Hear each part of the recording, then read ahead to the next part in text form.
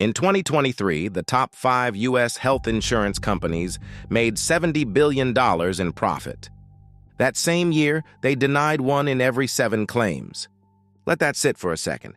You paid your premium every month, on time, for years. And when you finally needed them, 1 in 7 people got a letter saying no. This isn't an accident, it's a business model. And today, you're going to understand exactly how it works, so they can never use it against you. Here's what most people think insurance is. You pay a monthly fee. Something bad happens. They cover it. That's the deal. Here's what insurance actually is.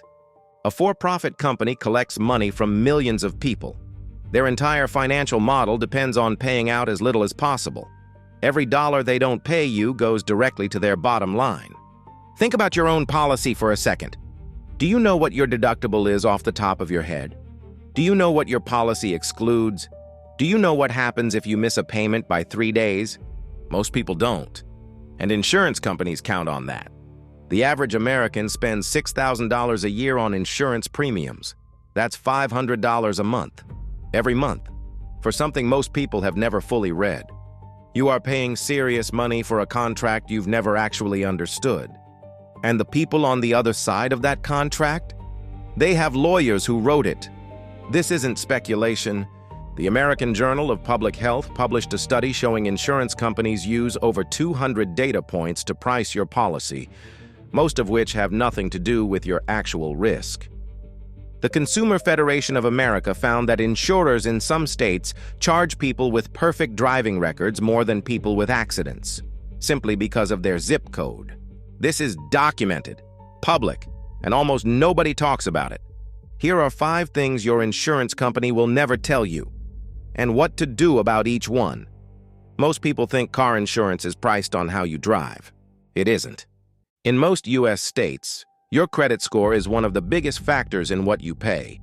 A driver with a perfect record, but a low credit score, can pay 50 to 100% more than someone with accidents but excellent credit. A 2020 Consumer Reports study found that a good driver with poor credit pays an average of $1,552 more per year than a good driver with excellent credit. Same car, same driving history, different credit score. Insurance companies call this credit-based insurance scoring. They argue it predicts risk. Critics argue it's a way to charge more money to people who are already struggling financially. Here's what you do with this today. Check your credit score. If it's below 680, improving it, even slightly, can lower your premium at your next renewal. Call your insurer and ask directly, "How does my credit score affect my rate?" They have to tell you. Many people don't know they can ask. Here's a question most people never think to ask their insurance company. What would make this claim invalid? Go ahead, call them right now and ask. Watch what happens. When you file a claim, you think you're talking to someone who wants to help you. You're actually talking to someone whose job performance is measured by how much money they save the company. Insurance companies have special investigation units. Their job is to look for any reason, any technicality, any piece of information that justifies denial or reduction of your claim. They look at your social media, they review your medical history, they check if you filled out your original application with any inaccuracies, even unintentional ones. In 2021, a homeowner in Florida had a $180,000 storm damage claim denied because she failed to disclose a small addition built by the previous owner. She didn't know it existed. The insurer did, and waited until she filed to use it. Here's what you do with this today. Before you file any significant claim, read your policy.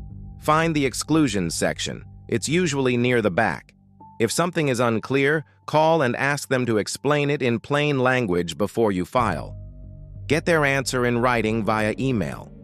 Every insurance policy has an exclusions section. This is the part that lists everything they won't cover. It's written in legal language. It's buried at the back, and it's where most denied claims hide. Common home insurance exclusions most people discover too late. Floods, earthquakes, sewer backups, mold, and, this one surprises people, acts of negligence. If they can argue you failed to maintain your property, they can deny your claim. Common health insurance exclusions. Out-of-network providers you didn't know were out-of-network, procedures deemed not medically necessary, and experimental treatments, a category they define themselves. One example. A woman in Texas had surgery at an in-network hospital. Her surgeon was in-network. But the anesthesiologist was out-of-network. She had no choice in selecting them. She received a $17,000 surprise bill. Her insurer called it an out-of-network charge.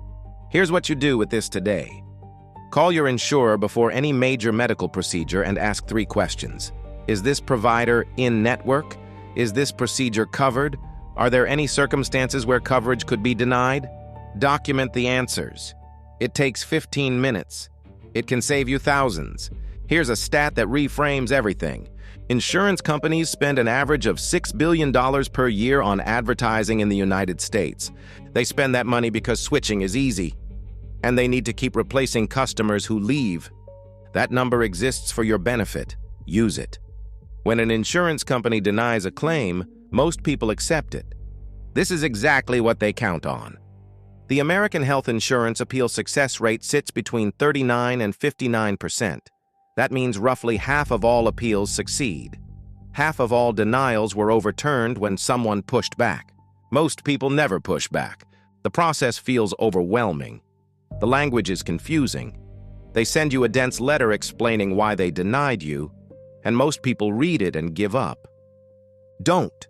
Every denial letter must by law include the reason for denial and your right to appeal.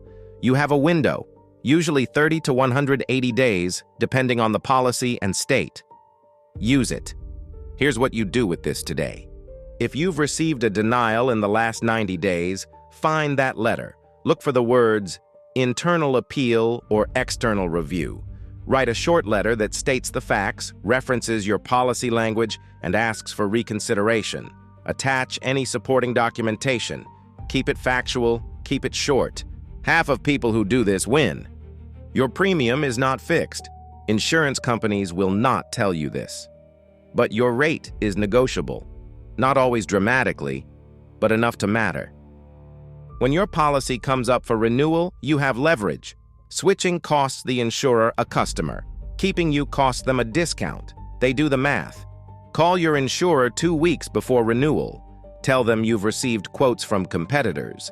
Ask if they can match or beat the rate. In many cases, they will reduce your premium on the spot. An analysis found that simply asking for a loyalty discount lowered premiums for 67% of policyholders who tried it. Average saving, $230 per year. Here's what you do with this today. Get 1 competing quote. Call your insurer.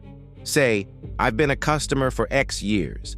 I've received a lower quote elsewhere, and I'd like to stay. Can you do anything on my rate? That sentence, word for word, is worth trying. We started with a number. 1 in 7 claims denied, $70 billion in profit. An industry built on collecting as much as possible and paying out as little as possible. Now you understand the 5 tools they use to do it. Check your credit score. Read your exclusions. Save your denial letters. Know your appeal window. Call before your next renewal. 1 hour. Potentially thousands of dollars. If nobody told you this before, that's exactly why this channel exists. Subscribe. We publish the facts they'd rather you didn't know.